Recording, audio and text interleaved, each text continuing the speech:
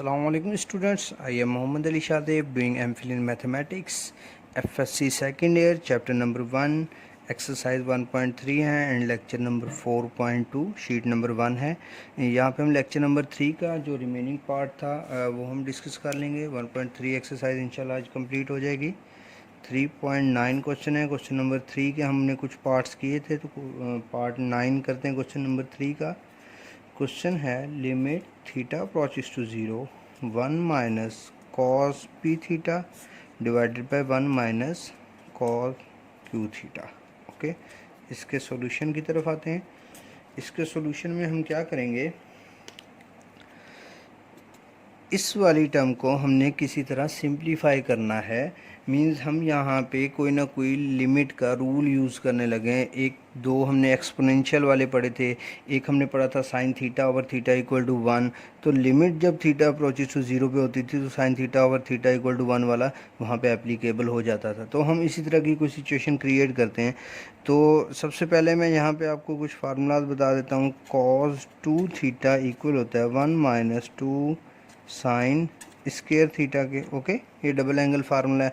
तो अगर यहाँ पे 2 होगा तो यहाँ पे 1 एंगल आएगा, यहाँ 4 होगा तो यहाँ 2 आएगा। मीन्स जितना यहाँ पे एंगल होगा उसका हाफ एंगल इस जगह पे आएगा। ओके, तो अगर मैं यहाँ पे कर दूँ कॉस थीटा तो यहाँ क्या बन जाएगा 1 minus 2 sine square theta by 2। ये फर्स्ट ईयर में आपने इन डिटेल पढ़ा हुआ है। ओके, तो अब ये वाली टर्म इस साइड पे ले आता हूँ और कॉस उस साइड पे ले जाता हूँ, तो ये बनेगा साइन स्केयर थीटा बाय 2 और ये वाली टर्म उधर चली जाएगी 1 माइनस कॉस थीटा। ओके, तो ये चीज़ माइंड में रखिएगा कि इस तरह की टर्म इसके इक्वल होती है। तो देखें ये इसी तरह की 1 minus cos theta 1 minus cos theta, वहाँ पे थीटा की जगह पे पी थीटा है तो यहाँ पे पी थीटा है तो इस साइड पे भी पी थीटा हो जाएगा। ओके, तो अब देखते हैं कि किस तरह से हम इसे चेंज करेंगे।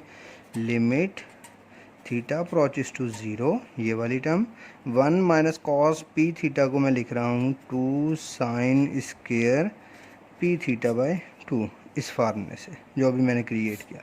इसी तरह नीचे वाली term 2 sine square Q theta by 2, ये इससे कैंसिल आउट हो गया। नेक्स्ट देखते हैं क्या आएगा। लिमिट थीटा अप्रोचेस टू 0, इन दोनों का स्केयर होल स्केयर कर देते हैं। Sine square P theta by 2, ये स्केयर होल में चला जाएगा और नीचे भी sine square Q theta by 2, sorry ये स्केयर जो है ये यहाँ पे कर देते हैं। ओके, ये एक स्टेप में सॉल्व कर लेते हैं। दोनों स्केयर मैंने यहाँ होल के स्केयर में लिख दिए हैं। नेक्स्ट देखते हैं हम किस तरह से इसे सॉल्व करेंगे। अब हम वही टर्म बनाना चाह रहे हैं तो हम क्या करते हैं, ये वाली टर्म मैं यहाँ ऊपर रख देता हूँ ताकि आपको नज़र आ जाए। ओके, इस वाली टर्म को मैं इस तरह से राइट करता हूँ। लिमिट थीटा अप्रोचेस टू 0, ऊपर भी लिमिट अलग कर देता हूँ। लिमिट थीटा अप्रोचेस टू 0, नीचे भी लिमिट अलग कर देता हूँ। ऊपर वाली टर्म में साइन पी थीटा बाय 2, इसके डिवाइड में करता हूँ पी थीटा बाय 2 और मल्टीप्लाई यहाँ पे पी थीटा बाय 2। ओके, इसी तरह बिल्कुल ये जो नीचे वाली टर्म है इसमें भी sine Q theta by 2, divide में भी क्यू थीटा बाय 2 और यहाँ मल्टीप्लाई भी क्यू थीटा बाय 2 के साथ, और ये होल का स्केयर यहाँ पे मौजूद। ओके, मैंने क्या किया, दोनों लिमिट्स ऊपर नीचे अलग अलग कर दी। साइन पी थीटा बाय 2 के साथ पी थीटा बाय 2 मल्टीप्लाई और डिवाइड कर दिया। डिवाइड वाला यहाँ आ गया, मल्टीप्लाई वाला यहाँ आ गया। और इसी तरह नीचे वाली टर्म में भी साइन क्यू थीटा बाय 2 के यहाँ मल्टीप्लाई भी कर दिया, डिवाइड भी कर दिया। साइन वाले के साथ क्यू थीटा बाय 2 से मल्टीप्लाई और डिवाइड कर दिया। ओके, और स्केयर ये होल का वैसे ही है। अब क्या होगा, जब ये लिमिट इस पे अप्लाई होगी तो ये वाली टर्म क्या बन जाएगी 1। ओके, यहाँ पे बचेगा साइन थीटा बाय 2, जब तक यहाँ पे थीटा है तब तक ये लिमिट भी रहेगी। ओके, तो मैं यहाँ पे लिख देता हूँ limit theta approaches to 0 P theta by 2। Okay, इसी तरह नीचे जब लिमिट इस पे अप्लाई हुई तो ये 1 बन गया, और ये लिमिट जब इस पे अप्लाई होगी तो limit theta approaches to 0 Q theta by 2 ऐसे ही रहेगा। ये थीटा इस थीटा से कैंसिल हो जाएगा, ये 2 भी इस 2 से कैंसिल हो जाएगा। तो ये 1 और 1 वैसे ही ख़त्म हो गया। लिमिट अब लिखने की ज़रूरत नहीं है क्योंकि यहाँ पे कोई भी थीटा नहीं बचा, थीटा कैंसिल आउट हो गया। तो अब लिमिट हम पुट ही नहीं करेंगे। ऊपर p बचा और ये सॉरी यहाँ पे एक होल का स्क्वायर भी आ रहा है, ऊपर p बचा, नीचे q और इसके होल का स्क्वायर, तो p square by q square which is the required answer. Okay, तो अब हम नेक्स्ट क्वेश्चन देखते हैं। इसी तरह आप क्वेश्चंस की प्रैक्टिस करते रहें साथ साथ, ताकि आप लोगों को ये क्वेश्चन भूल ना जाए किस तरह से होने, और इनके मेथड इजी हैं बिल्कुल, बस आप लोगों ने एक बार प्रैक्टिस लाजमी करनी है। क्वेश्चन नंबर 4 देखते हैं। Express each limit in term of e. Okay, हर लिमिट को in term of e express करना है। इसके जो बेसिक फार्मूलाज या बेसिक थ्योरम्स हमने पीछे किए हैं वो मैं यहाँ पे लिख देता हूँ। 1 + 1/n की power n equal to exponential के and limit x approaches to 0 1 + x की power 1/x equal to e के। ओके, ये दो टर्म्स हमने पहले ही डिस्कस कर ली हैं, इनके प्रूफ भी हमने कर लिया। अब देखते हैं क्वेश्चन नंबर 4.3 है। 4.3 question, limit n approaches to infinity 1 - 1/n की पावर n। तो देखते हैं इसे किस तरह से सॉल्व करेंगे। सॉल्यूशन है, सॉल्यूशन में चलते हैं। Limit n approaches to infinity, ये टर्म वैसे ही रही, 1 प्लस, क्योंकि यहाँ पे प्लस होना चाहिए तो इसको हमने प्लस कर दिया, और 1/-n, ये माइनस इसके साथ लिख दिया n के साथ। ओके, अब पावर में भी -n होना चाहिए, क्योंकि जो n यहाँ होगा वही यहाँ n होगा, तब ये एक्सपोनेंशियल बनेगा। तो यहाँ पे पावर में एक -n से मल्टीप्लाई कर देते हैं और -n से डिवाइड कर देते हैं, तो डिवाइड वाला माइनस ऊपर लिख दिया मैंने और मल्टीप्लाई वाला यहाँ पे। अब -n यहाँ पे भी -n, दोनों सेम बन गए। तो बाय थ्योरम ये टर्म, इस थ्योरम की मदद से ये टर्म क्या बन गई, एक्सपोनेंशियल, और उसकी पावर -1। तो इसको 1/e भी लिख सकते हैं। यही हमारा रिक्वायर्ड आंसर है। ओके, नेक्स्ट देखते हैं। नेक्स्ट क्वेश्चन 4.5 है question. Limit n approaches to infinity 1 + 4/n की पावर n। ओके, अब इस वाली टर्म में हमने क्या करना है देखते हैं। अब हम यहाँ पे वो थ्योरम यूज़ करेंगे जिसमें लिमिट थी, ये आप एक बार देख लें, ये वाला n अप्रोचेस टू इन्फिनिटी वाला। तो ये सिचुएशन क्रिएट करने के लिए limit n approaches to infinity वैसे ही रहेगा। इस वाली टर्म को पहले क्रिएट करता हूँ, तो 1/n/4 मीन इसको मैंने उल्टा दिया, डिवीजन के नीचे डिवीजन हो तो उलट के दोबारा ऊपर चली जाती है, तो ये टर्म 4/n बनेगी। तो यहाँ से मुझे आइडिया हो गया कि इस टर्म को अगर मैं उल्टाऊँगा तो 1/n/4 हो जाएगा। ओके, और पावर में n है, इस पावर वाली n को 4 से मल्टीप्लाई और डिवाइड कर देते हैं। ओके, तो ये मैंने एक ही स्टेप में शॉर्ट कर दिया। Limit n approaches to infinity 1 + 1/n/4, इसकी पावर n/4, जो टर्म यहाँ पे होनी चाहिए वही यहाँ पे होनी चाहिए, और ये जो मल्टीप्लाई वाला 4 है इसको होल की पावर में ले जाता हूँ। अब ये बिल्कुल वैसी टर्म बन गई, limit n approaches to infinity 1 + 1/n और पावर भी n, तो ये बन गया एक्सपोनेंशियल और पावर वाला 4, तो ये e की पावर 4 हमारा रिक्वायर्ड आंसर है। ओके, नेक्स्ट देखते हैं। नेक्स्ट क्वेश्चन है हमारे पास 4.7। ओके, 4.7 क्वेश्चन है। Limit x approaches to 0 1 + 2x², इसकी पावर 1/x²। ये अब लिमिट से ही हमें पता लग गया कि अब यहाँ पे ये वाली सेकंड वाली टर्म यूज़ होने लगी है। ओके, तो वो देखते हैं सेकंड वाली टर्म क्या है।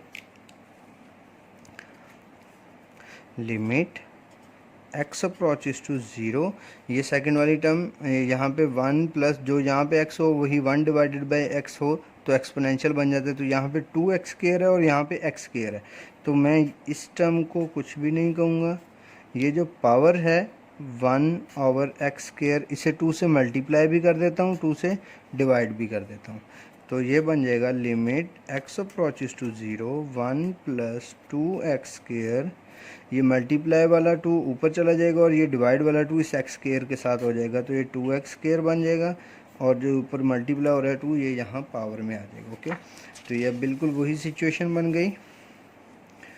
कौन सी सिचुएशन है ये? ओके 4.2 लेक्चर है 1.3। ये सिचुएशन 1 + x और 1/x है यहाँ पे, तो इसका मतलब ये पूरी टर्म एक्सपोनेंशियल के इक्वल आ गई और इसकी पावर 2, तो e का स्क्वायर यही हमारा आंसर है। नेक्स्ट क्वेश्चन देखते हैं 4.9 क्वेश्चन।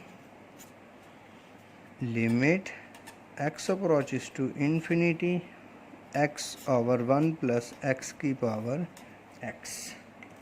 इस क्वेश्चन में क्या करेंगे एंड देखते हैं इसकी simplification. Okay, limit x approaches to infinity, ये टर्म फिलहाल वैसे ही है।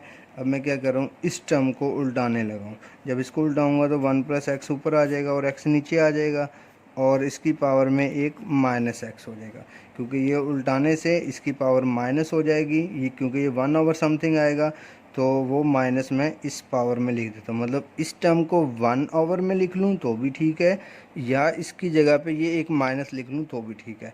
जिस तरह 1/x इक्वल होता है x की पावर -1 के।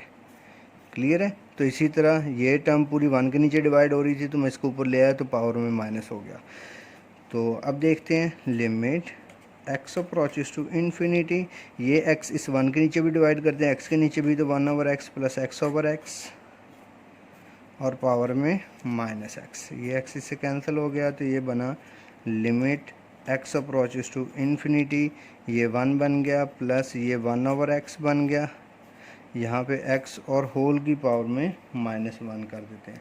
अब देखें, जो हमने थ्योरम पढ़ा था उसमें क्या था, यहाँ limit n approaches to infinity था, यहाँ पे भी n था, यहाँ पे भी n था। मीन जो लिमिट अप्रोच इन्फिनिटी को कर रही हो वही यहाँ डिवाइड में होनी चाहिए और वही यहाँ पावर में होनी चाहिए। तो ये पूरी टर्म क्या बन जाती है, एक्सपोनेंशियल और उसकी पावर -1। तो यही हमारा रिक्वायर्ड आंसर है। ओके, तो क्वेश्चन नंबर 10 देखते हैं। 4.10 क्वेश्चन है। क्वेश्चन में इसी शीट पे राइट कर देता हूँ। Limit x approaches to 0 e की पावर 1/x -1 e की power 1/x +1 and x < 0। Okay, x के लिए उसने क्या लिमिट डोमेन दी हुई है कि x कोई भी <0 नंबर है, नेगेटिव नंबर है, और ये उसका क्वेश्चन है। तो देखते हैं इसे किस तरह से वो डील करेगा। तो 4.2 एंड 1.3। ओके, तो अब सॉल्यूशन की तरफ आते हैं। 4.10 क्वेश्चन के सॉल्यूशन पुट करते हैं। सबसे पहले ये जो डिवाइड वाली टर्म है इसे सिंप्लीफाई करते हैं, पुट करते हैं x को -y। ये आइडिया कहाँ से आया पुट करने का, इस जगह से। x क्या है, नेगेटिव नंबर है, तो हम x को क्या रख लेते हैं, -y। अगर x -y होगा तो जब व्हेन x अप्रोचेस टू 0 है, जो लिमिट है, देन y क्या होगा, y भी अप्रोच करेगा 0 को। कैसे, आप यहाँ x की जगह पे 0 पुट करें, माइनस भी इधर ले आए तो y क्या आ गया, 0 आ गया। तो हमें पता लग गया जब x 0 है तो y भी 0 है। अब इसे पुट करते हैं, limit y approaches to 0 e की पावर 1/-y -1 और e की पावर 1/-y +1।